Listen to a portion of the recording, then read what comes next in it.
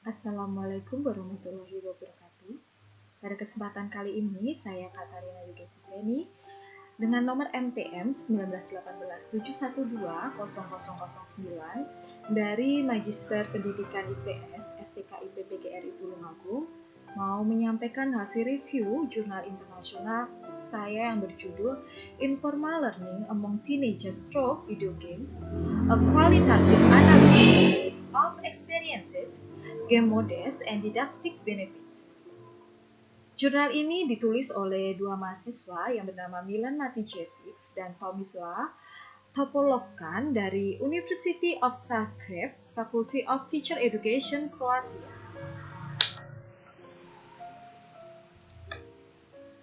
Yang pertama, mengenai abstrak dari jurnal ini adalah bahwa makalah ini menganalisis efek positif dari video game perkembangan remaja dan pembelajaran informal remaja.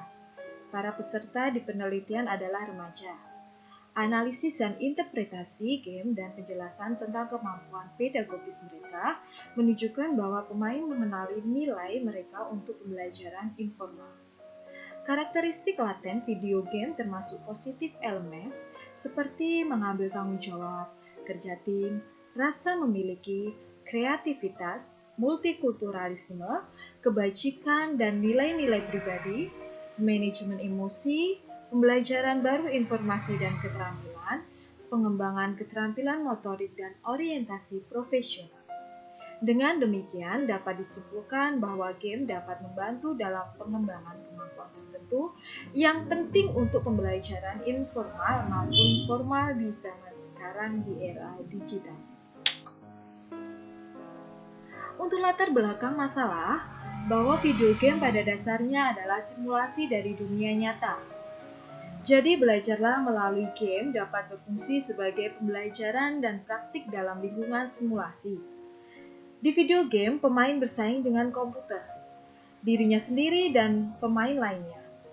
Setiap tujuannya dicapai memberi pemain kepuasan menang, aman, dan percaya diri. Peneliti menunjukkan manfaat yang cukup besar dalam memperoleh kosakata berbahasa Inggris.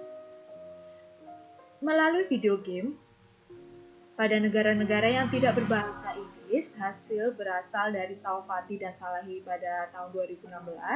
Ini menunjukkan bahwa guru, konselor, psikolog, dan ahli saraf percaya bahwa bermain game dapat bermanfaat untuk pembelajaran dan pengembangan di antara siswa dan pemain, terlepas dari usia mereka. Bermain mengembangkan persepsi, keterampilan kognitif, dan motorik.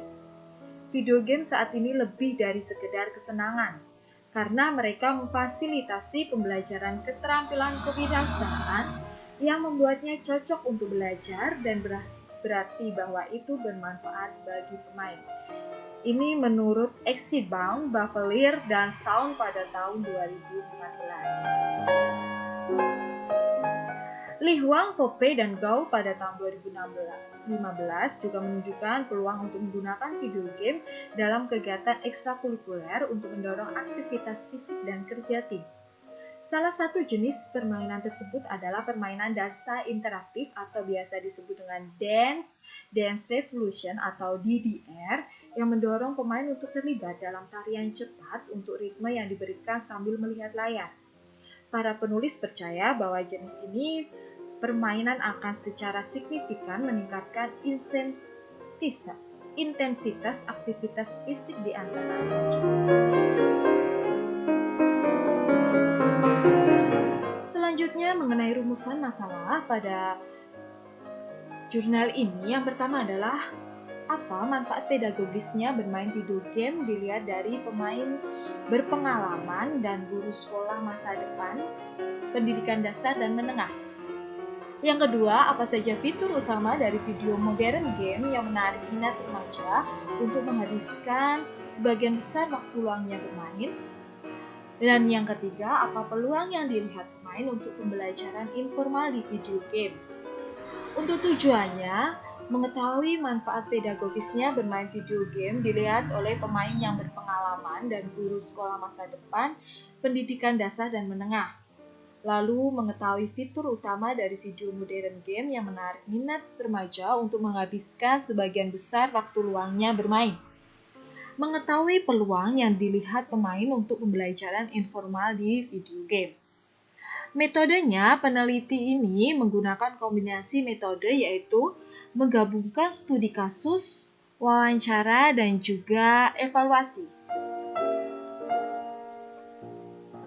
Untuk analisis datanya, teknik analisis data yang digunakan dalam penelitian ini adalah metode analisis kualitatif, deskripsi kualitatif. Sekarang kita masuk dalam hasil dan pembahasan. Video game dan penggunaannya dalam pembelajaran serta pendidikan. Kebanyakan orang masuk di lingkaran sosial Tony. Orang tua, saudara perempuan, dan teman-teman sekolah. Tony adalah ini subjek yang dijadikan penulis untuk istilahnya di sini sebagai target. Mengira dia menyendiri dan asosial karena dia menghabiskan begitu banyak waktu bermain Call of Duty 4, Modern Warfare. Namun saat bermain, Tony ini berkomunikasi dengan pemain lain di seluruh dunia dalam bahasa Inggris atau biasa sebagiannya itu bahasa asing. Dia memiliki timnya sendiri untuk bekerja sama dan untuk memecahkan virtual masalah.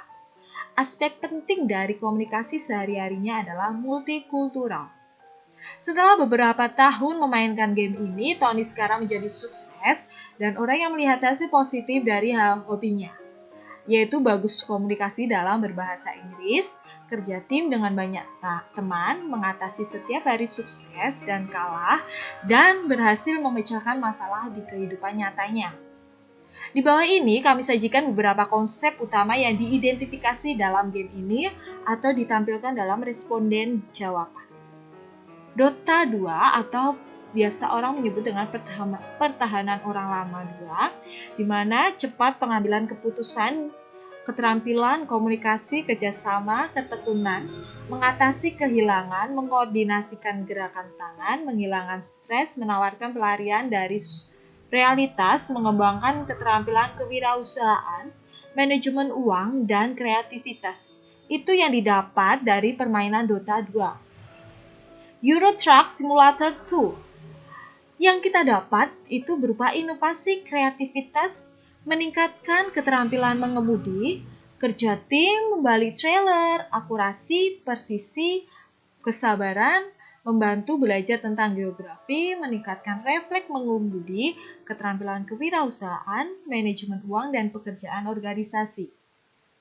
Lalu dari permainan Farmville, di mana ini juga permainan yang sangat umum di kalangan remaja, di mana kita bisa mendapatkan pengetahuan tentang pertanian, kewirausahaan, kerja tim, kreativitas, orisinalitas, tanggung jawab, relaksasi, penghilang stres, kesenangan, kesabaran, kontrol diri, manajemen uang, pengambilan keputusan independen, komunikasi dalam bahasa asing, terutama bahasa Inggris.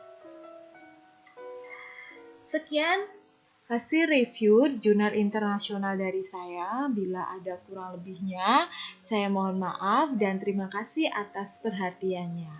Wassalamualaikum warahmatullahi wabarakatuh.